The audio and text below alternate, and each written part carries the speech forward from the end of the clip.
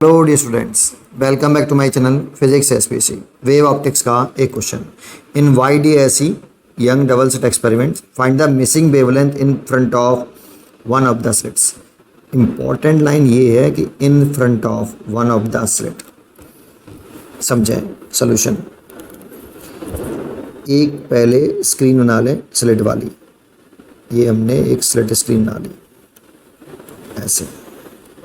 ये स्क्रीन ना ली बेटा, ये स्क्रीन है और ये स्लिट्स हैं S1 S2 और ये स्लिट सेपरेशन है D और ये मिड पॉइंट होता है स्लिट S1 S2 का। ठीक, अब क्वेश्चन में ये कह रहा है कि वन ऑफ द स्लिट के इन फ्रंट मतलब जस्ट आगे, तो एक स्लिट के जस्ट आगे मतलब यहाँ इस वाले पॉइंट पर है ना। मिसिंग वेवलेंथ बताओ कि इस वाले पॉइंट पर मिसिंग वेवलेंथ कौन सी है ना, ये पूछ रहा है इनमें से इस वाले पॉइंट पर। तो यहाँ पे पूछ रहा है, तो ये मैंने मान ली y डिस्टेंस है ये वाली। इन फ्रंट कह रहा ना वन ऑफ द स्लिट, तो एक वेव तो यहाँ से निकलेगी सुपर इम्पोज करेगी और एक वेव यहाँ से निकलेगी और ये दोनों वेव सुपर इम्पोज कर जाएंगी, है ना। अब मिसिंग वेवलेंथ का मतलब क्या है यहाँ पे? मिसिंग वेवलेंथ का मतलब है अगर ये दोनों वेव इस वाले पॉइंट पर डार्क फ्रिंज बनाएं। डार्क फ्रिंज कब बनाती हैं? जब ये दोनों वेव अपोजिट फेज में मीट करें। तो ये दोनों वेव अगर दोनों वेव अपोजिट फेज में मीट करेंगी तो डार्क फ्रिंज बनाएंगे। डार्क होंगी तभी तो मिसिंग होगी वो लाइट। भाई मिसिंग होने का मतलब क्या है? जब ये दोनों वेव यहाँ पर पहुँचें तो लाइट मिलकर डार्कनेस दे रही हैं और अपोजिट फेज में मीट कर रही हैं। अपोजिट फेज मीट में कर लाइट एक दूसरे के इफेक्ट को कैंसिल कर दें।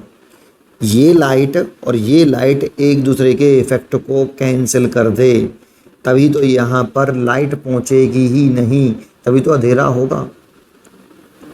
एक दूसरे के इफेक्ट को खत्म कर दिए। और ये तब करेंगे जब ये अपोजिट फेज में सुपर इम्पोज करें और सोर्सेस कोहेरेंट हों। ठीक है, तो यहाँ पर डार्क फ्रिंज की बात कर रहे हैं हम।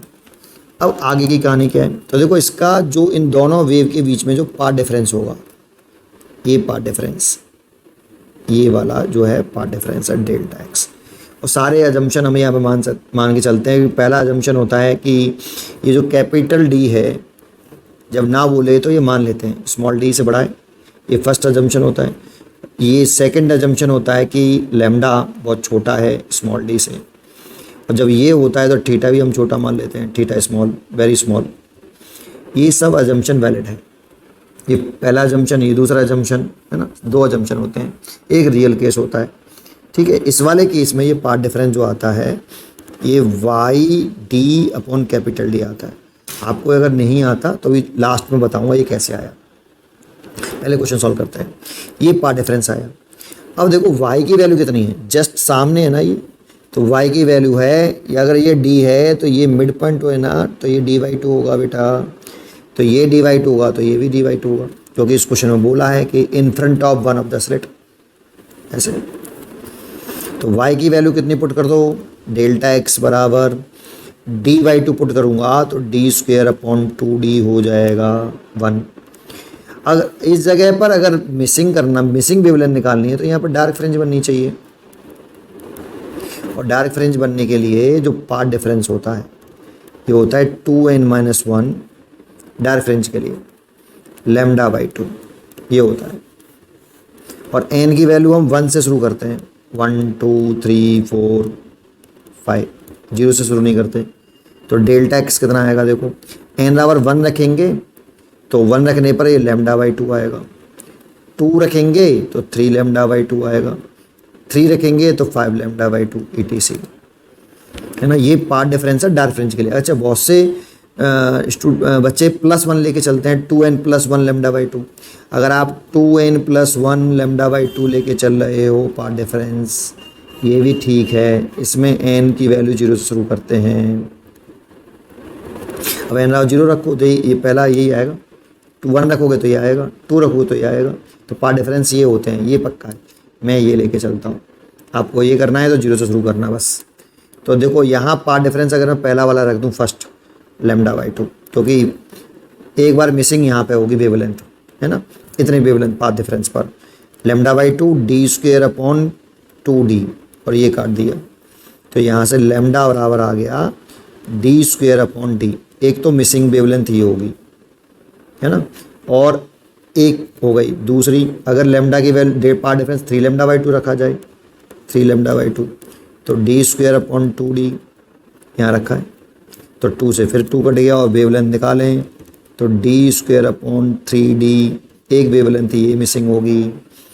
तीसरी करनी है तो 5 लेमडा बाई 2 रख लो, बराबर यहाँ ये पुट कर दो, डी स्क्वायर अपॉन 2d, 2 से 2 कट गया तो वेवलेंथ आपकी डी स्क्वायर अपॉन 5 लेमडा भी मिसिंग होगी।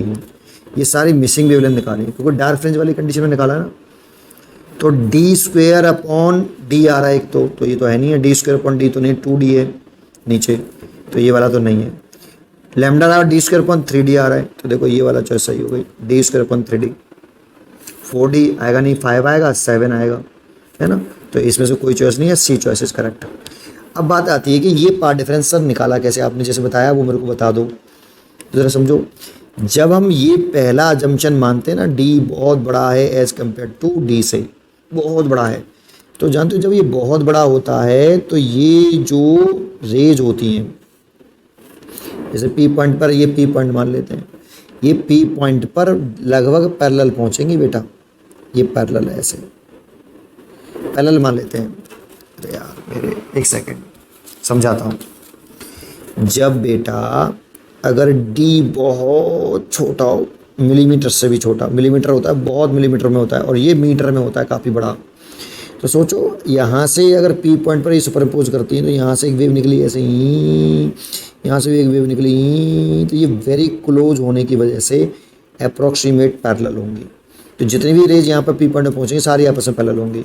फिर सोचो, अब थोड़ा सा बड़ा करके समझते हैं इसको, बनाते ऐसे हैं कि ए इस वाले पॉइंट से निकली और ये इस वाले निकली और ये एक सेंटर वाले से निकली, ये सब पैरेलल होंगी। कौन सी कंडीशन में, D is greater than D में पैरेलल होंगी, और पैरेलल होंगी तो जितना थीटा ये बनाएगा हॉरिजॉन्टल से उतना ये बनाएगा और उतना ही ये बनाएगा। और पार्ट डिफरेंस निकालना है इस वाली वेव और इस वाली वेव के बीच में, तो यहाँ से परपेंडिकुलर ड्रॉ कर लो आप ऐसे, ये S1 है, ये S2 है, और ये आपका पार्ट डिफरेंस है। सोचिए देखो ये थीटा है तो ये कितना है, तो इसके बीच में 90 डिग्री, तो ये 90 माइनस के थीटा, और ये 90, तो ये कितना हो जाएगा बेटा, ट्राइंगल के तीनों एंगलों का सम 180 होता है, ये 90 माइनस के थीटा, ये 90, तो ये थीटा हो जाएगा। और इस वाले ट्राइंगल में जब हम लगाएंगे साइन थीटा, तो ये तो पाथ डिफरेंस है, तो साइन थीटा इक्वल टू आएगा पाथ डिफरेंस डेल्टा एक्स, और हाइपोटेनियस आएगा स्मॉल डी, तो साइन थीटा की वैल्यू इतनी आ जाएगी, तो डेल्टा एक्स आ जाएगा D sine theta, path difference इतना। और ऐसे ही इस वाले पॉइंट को अगर हम लेके चल रहे हैं, मान लो ये पी पॉइंट है तो ये वाई है, तो इस ट्राइंगल में अगर हम लगाएंगे इस वाले ट्राइंगल में, तो टेन थीटा देखेंगे तो कितना आएगा, y upon d, y upon capital D, है ना। ये बना ऐसे देते हैं, है ना, ये लेकिन सारे एंगल बराबर होंगे, यहाँ से सेंटर से लेके चलोगे ना आप ऐसे, तो ये थीटा और ये वाला थीटा अरे बराबर होगा ऐसे। तो यहाँ पर इस जगह पर ये टेन थीटा निकालोगे तो वाई अपॉन कैपिटल डी आ जाएगा। ये एक ही अजम्पशन यूज़ किया अभी हमने, ये वाला। अगर हम दूसरे अजम्पशन में जाएँ ना, तो देखो पार्ट डिफरेंस कितना होता है, एन लैम्डा होता है, तो साइन थीटा अगर लिखें हम, एन लैम्डा लिख दें पार्ट डिफरेंस, मतलब मान लो इस जगह पे मैक्सिमम बनना है तो एन लैम्डा बटे डी, मान लो मैक्सिमम बनना है इस जगह पे ये। अब दूसरा, अगर एक ही अजम्पशन है ओनली तो यही कहानी है। अगर सेकंड अजम्पशन कि लाइट की वेवलेंथ बहुत छोटी है डी की कंपेयरिंग, डी बड़ा है और लैम्डा बहुत छोटा है, तो देखो डी अगर बड़ा होगा तो साइन थीटा छोटा हो जाएगा, लैम्डा तो छोटा है ही है, तो थीटा स्मॉल हो जाएगा। जैसे ही ये कंडीशन लगाई तो इसमें थीटा स्मॉल हो जाते हैं बेटा, बहुत वेरी स्मॉल, और जब थीटा वेरी स्मॉल हो जाते हैं तो साइन थीटा थीटा के बराबर और टेन थीटा भी थीटा के बराबर, थीटा रेडियन में होना चाहिए ये हम जानते हैं, तो साइन थीटा बराबर टेन थीटा बराबर कर देंगे। यहाँ से साइन थीटा लिखें तो डेल्टा एक्स बटे स्मॉल डी, और यहाँ से लिखें तो वाई अपॉन कैपिटल डी, तो यहाँ से जो पार्ट डिफरेंस आता है ये y d upon capital D आता है। This is a general path difference, लेकिन ये दो अजम्पशन में है, ये तब वैलिड लगा होगा जब कैपिटल डी स्मॉल डी से बड़ा हो और लैम्डा बहुत छोटा हो डी से। ये दोनों अजम्पशन होंगे। और इस वाले अजम्पशन में थीटा एक और अजम्पशन आ जाता है, थीटा इज वेरी स्मॉल। वहाँ ओनली पहला अजम्पशन है थीटा छोटा नहीं है, तो इससे करेंगे। 3 कंडीशंस होती हैं, एक रियल सिचुएशन कोई अजम्पशन नहीं, वो मैंने बताई नहीं इसमें, और एक अजम्पशन ये होता है मोस्टली 95% केसेस में यही अजम्पशन लगता है ना। जब कुछ ना बोला तो यही यूज़ करेंगे हम, ठीक है। तो यहाँ पे कुछ नहीं बोला तो ये यूज़ किया था हमने, ये डेल्टा एक्स बराबर वाई डी अपन कैपिटल डी। उम्मीद करता हूँ कि ये जरूर समझ में आया हो आपको। पढ़ते रहिए और खुश रहिए।